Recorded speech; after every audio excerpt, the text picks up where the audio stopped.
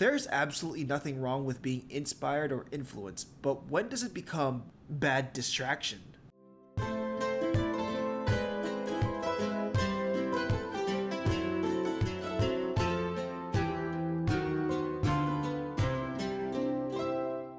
Hey guys, it's Toniko Pantoja, and the thing I want to talk about for today is inspiration and influence and how it can actually work against you. Now, the thing about me is that I get influenced and inspired by a lot of different things, whether it being different artists, different voices, different genres, styles, stories being told, different mediums, different philosophies and concepts when it comes to approaching my own work. If you were to ask me what got me into animation, what was that one thing that inspired me to get into animation, I just can't tell you because that library of things that inspired me is so diverse. Now, the thing about me is that I get easily influenced and inspired to the point that it actually distracts me from my own goals. And let me try and explain this one. So I'm going to use me as an example. Let's say I want to do this animated short film. I'm really excited about it. I'm really gung-ho about making this animated short film. So I'm fully ecstatic and fully committed and motivated working on this animated short film. So now I look at other artists that do all these other amazing things. Artists that I look up to, and they're doing graphic novels, they're doing all these other things, experimental stuff, they're making fan art, they're just doing storyboard reels, they're making more tutorials, they're pitching to studios. And when I look at these people that I look up to, I kind of start to stray away from what I originally intend to do. So I start procrastinating. I start going, oh, what if I'm here? Oh, the grass is greener in the fan art. Oh, the grass is greener on this other bit. So I'm kind of like circling all over the place to the point where I'm no longer focused on what I started on. So this is something that I notice happens to me a lot, where I end up being pulled in all these different directions to the point where I feel directionless. I am procrastinating at this point, and I don't really get anything done. And my argument is sometimes you kind of need to sort of distance yourself from all of these. You kind of need to isolate yourself from all these different inspirations so, you're not really distracted. And as someone who gets distracted, who gets FOMO, who is always thinking about the grass is greener on the other side, I purposely have to limit my sources of inspiration and influence for a time period. Okay, so what about styles in terms of drawing style, animation style, art style, whatever, style, because that's a language that many of you are familiar with or like to use.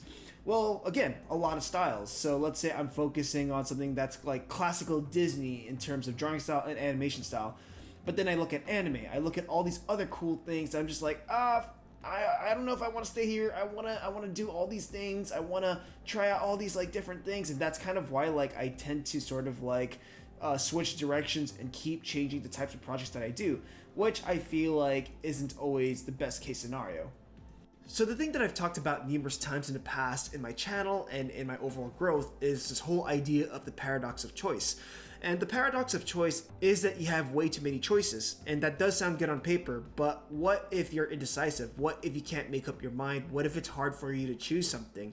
What if in your head you make a decision and you'll regret it in the future? Then you end up procrastinating, then you end up being anxious about your own work, your own decision, your own goals. And because I get inspired by so many different things, and when I say different things, vastly diverse, I'm not just looking at one type of animation or one type of work. I like digesting a lot of different things. Then I can see that driving me away from my own personal identity or the things that I want to say with my work, because all the things that I want to do are just so different. And there's a stubborn part in me where I want to tackle them all. I want to do them all, but the thought of not being able to finish all these projects that I have set for myself, all these ideas and things that I have in my mind, I'm realizing I can't do them all in my lifetime, and that's something that I'm coming to terms with. Now, I don't think it's bad to have a lot of different influences and inspiration. I think the more cultured you are, the more knowledgeable you are. And from all these different sources of inspiration, you can see what's good in each of them and how it can accumulate in your own work. When it negatively impacts you is that it becomes a distraction. Let's say I'm making some dark, edgy bit of animation and I'm getting tired of it. I'm getting bored of it. I'm sort of losing its purpose when I'm working on it. I could agree that I'm craving some form of distraction when I'm starting to look for other sources of inspiration that are so different or far away from this edgy thing that I'm working on. So the only advice I can give comes from personal experience. The first thing I would say is make an environment for it. And of course, this can be many things. So when I was a student making thesis films every year, I literally deactivated my social media accounts at the time, also limiting my outside sources of inspiration and influences. I would only collect work that feels closer to the projects that I'm working on and use that as some form of a reminder or some inspiration board, but still keeping it focused and related to whatever project that I'm working on. Like when I was working on Wolfsong, I was watching Wolf's Rain, I was watching Princess Mononoke, Fox and the Hound for sure, maybe some Balto, but I kept it related to whatever project I was working on. I mean, being in a school environment, it kind of helped that everyone else around me was just focused on making their own films. But at the same time, being a student and being in an environment, I can see how that can also lead you to comparing your work to other people's work, and that can lead to some negative emotions, and that could be distraction. I would highly recommend that you only keep the stuff that's related to your work and limit access to any outside source of inspiration and influence for the time being. And I know this is very hard for people with ADHD. So as someone who likes to multitask or work on multiple projects, I know I have to start limiting myself. So I make this list. All these projects I want to do, I write them down just so that I can see it on paper and just so that I'm not stressed out. And when I see things written down, I feel more at ease. And then on the next column is all these current projects that I'm currently working on. So I usually would only select maybe 2 to 3 or 3 at max. So I would select maybe, I can think of doing this fan art, or I can think about doing this comic. Maybe I can just work on 2 projects at a time. And the thing is, I'm only going to remove these from my current projects until one of them is done or both of them are done. So let's say I finish my fan art. I'm going to just now work on the comic. So once I finish that, then I can start crossing them out and then eventually, moving these other projects that I want to do in the next column. So that's something that I'm currently experimenting with.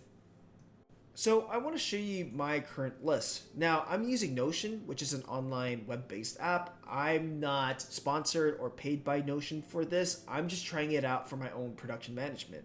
Now, on the left side are all of these projects that I could think of that I personally want to do. Nothing too detailed, just things that are at the top of my head. Not deciding on the medium or the style. It's just there. I can think about that later. Now, on the right side are all of my current projects. So these are the projects that I'm currently working on as of right now. Now, as you can see, I've crossed out some of them. All of these tasks were originally on the left side. I just dragged them to the current projects just to focus on them. And as I work on these projects, I cross out all the tasks that I set up for myself. Here for backgrounds, I actually labeled some of the backgrounds because I wanted to see them written down so I can see, okay, here are all the remaining backgrounds that I personally need to do.